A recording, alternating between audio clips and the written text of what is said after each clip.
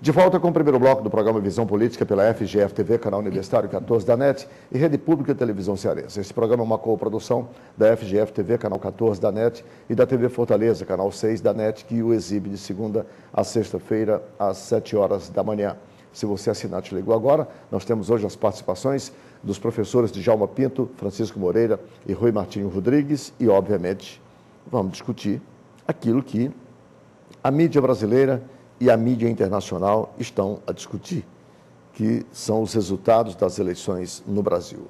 No plano nacional, segundo turno, que não se esperava, embora houvesse essa possibilidade, mas era tamanha a liderança da candidata Dilma Rousseff, que as pesquisas indicavam que venceria já no primeiro turno. Entretanto, fomos surpreendidos aí com esse extraordinário, posso chamar assim, desempenho eleitoral da candidata Marina Silva, embora as pesquisas não indicassem que ela teria, quer dizer, os quase 20% dos votos que teve, 19,39%, para ser mais exato, com 19.600.057 votos. A história não registra um terceiro lugar desde a redemocratização do país, alguém com tantos votos. Basta lembrarmos da primeira eleição do deputado federal Ciro Gomes, que teve um desempenho considerado à época fantástico e não passou dos 11% dos eleitores. A Marina quase dobra agora. Professor Rui, qual é o fenômeno aí da explicação para este segundo turno? Já está respondido, que foi o desempenho da Marina. Mas por que esse eleitor não foi identificado, não foi detectado? E essa migração vem de onde? Essa migração de última hora me parece que decorre de uma rejeição das outras duas candidaturas que estiveram em primeiro lugar. Evidentemente que também os méritos da candidata Marina Silva contaram. Ela não pisou em nenhuma casca de banana ao longo de toda a campanha. Enquanto que os dois candidatos favoritos andaram cometendo alguns erros, emitindo algumas frases infelizes, ela não soltou nenhuma frase inconveniente, não pisou na casca de banana e jogaram muitas para ela nenhuma vez. E ela tem uma maneira muito terna de falar e o eleitorado brasileiro hoje está se encantando muito com isso. Além disso, ela tem um discurso do momento. O apelo às preocupações ambientalistas é predominante hoje no nosso tempo. Além disso, ela é uma pessoa que está na vida pública já há bastante tempo e tem passado ao largo de todos os escândalos da República. Ela não foi respingada por nenhum dos escândalos da República, a não ser pelo silêncio que ela guardou diante dos muitos escândalos com os quais ela conviveu pacificamente dentro das instituições que foram respingadas por esses escândalos. Mas é da tradição da política brasileira não se levar em conta essas pequenas omissões, chamemos assim. E me parece que a dificuldade agora é para o eleitorado dela se situar no segundo turno, porque parece ser um eleitorado que rejeita as duas candidaturas que estão postas no segundo turno. Esse é um cenário que nós vamos analisar daqui a pouco. Deixa eu colocar o professor Moreira e o professor Djalma também nessa discussão sobre a interpretação do fator ou dos fatores que levaram com que de última hora houvesse, digamos, essa adesão, vamos chamar assim, à candidatura Marina Silva, algo que durante todo o período as pesquisas em nenhum momento indicavam isso acontecer. Moreira. Olha, eu acho que em parte o professor Rui ele tem razão. Agora, tem alguns aspectos que eu acho o seguinte, a Marina, o voto, por exemplo, não foi detectado pelas pesquisas porque foi uma decisão muito de última hora em relação à candidatura dela, né? Quer dizer, as pessoas se decidiram pelo voto na Marina muito em função das questões que ocorreram de última hora, né? Havia, apesar dos indecisos que apareciam na pesquisa ser uma faixa muito pequena da população em relação ao que parecia que estava decidido, né? Muita gente ficou em dúvida, né? Havia uma dúvida e é interessante. Eu acho que o processo de imigração ele se dá muito mais da Dilma para a Marina, né? Muita gente querendo a história do segundo turno. Eu ouvi muito isso assim, não, a questão do segundo turno é importante para se discutir o país e tal, porque, na verdade, a campanha foi muito fraca, né? A campanha não conseguiu empolgar a população, né? Se ficou muito no nhen para não se traduzir de outra forma, né? E não se debateu as questões fundamentais do país. Você se refere à ausência de conteúdo de algo que represente a agenda da sociedade brasileira? Perfeitamente, as grandes questões nacionais. Temas como reforma política, temas como questões econômicas, foram aceitas como já estando resolvidos.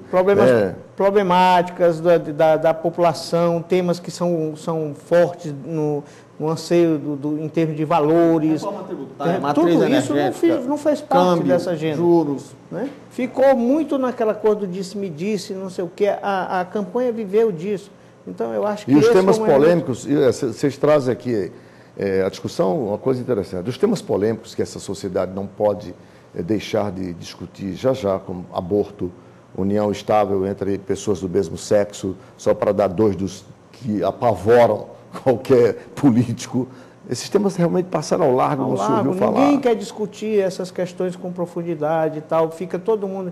Não, eu sou a favor, né, mas não diz que Os estrategistas de campanha, eles pasteurizaram a campanha. Pronto. Ela ficou anodina.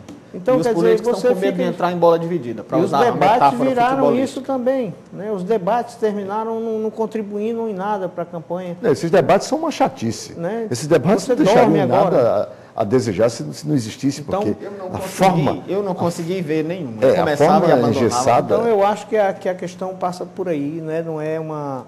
Né? Nós vamos ter agora, realmente, os candidatos vão ter que se apresentar, vão ter que ter projeto, vão ter... Né? Eu acho que o segundo turno, nesse caso, é positivo. Djalma Pinto, e para você? Em primeiro lugar, eu acho que precisa ser tido uma reflexão sobre as pesquisas, que a Marina foi prejudicada pelas informações das pesquisas. Quantas pessoas deixaram de, inclusive, fazer doações? Porque você sabe, quando a pessoa está lá atrás na pesquisa, não há perspectiva nenhuma, ela já fica prejudicada. Há um esmorecimento na militância, não há motivação para doações. Então, eu acredito que a pesquisa precisa ser melhor avaliada. O candidato Márcio Carlos era o terceiro, ficou em segundo, e os institutos nunca noticiaram isso. Então, é preciso que seja desmistificada essa importância da pesquisa exagerada desses resultados que são apresentados. E com relação à grande dama da eleição de 2010 é a Marina. Você está sugerindo que os estrategistas não deem, e o próprio eleitorado não deem tanto valor aos resultados dessas pesquisas? Ou você está pondo em dúvida o resultado que essas pesquisas demonstram? Qual é das duas?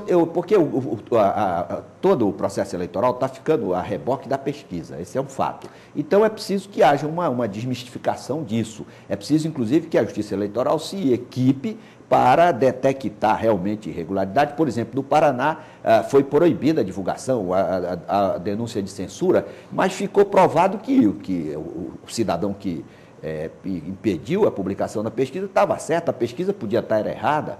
Aqui no Ceará ficou provado também em relação ao segundo lugar. Então é preciso uma certa cautela, um estudo mais aprofundado sobre esse tema. Agora, com relação à eleição, eu acredito que a grande dama da República se chama Marina Silva. Ela, com a sua sinceridade, mostrou que o que o eleitor quer. O eleitor quer sinceridade do homem público, quer enfrentamento das questões, por exemplo, que esse problema aí do meio ambiente, e mostrou também que a pessoa tem que ter compromisso com a ética. Eu acho que foi essa grande lição que ela passou. Mostrou firmeza, mostrou segurança e mostrou emoção. Ela, se tivesse um tempo maior de televisão, e também se não fossem esses resultados indicativos das pesquisas, eu acredito que a performance dela teria sido muito melhor, porque ficou claro que ela representa hoje uma liderança dentro da sociedade brasileira que tem um futuro aí absolutamente imprevisível, mas de franca ascensão.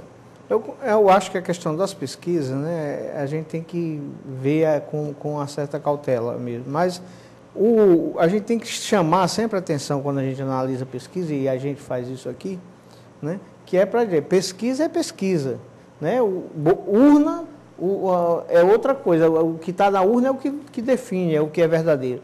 Agora, as pesquisas, por exemplo, as pesquisas que saíram, as últimas pesquisas, né, elas apontavam, de certa forma, já uma certa mudança, porque realmente é muito difícil você captar esse momento, essa transição, esse grupo que migra, esse grupo que deixa para decidir na última hora, é muito difícil você captar isso, né? E eu acho que nessa eleição aconteceu isso. Bom.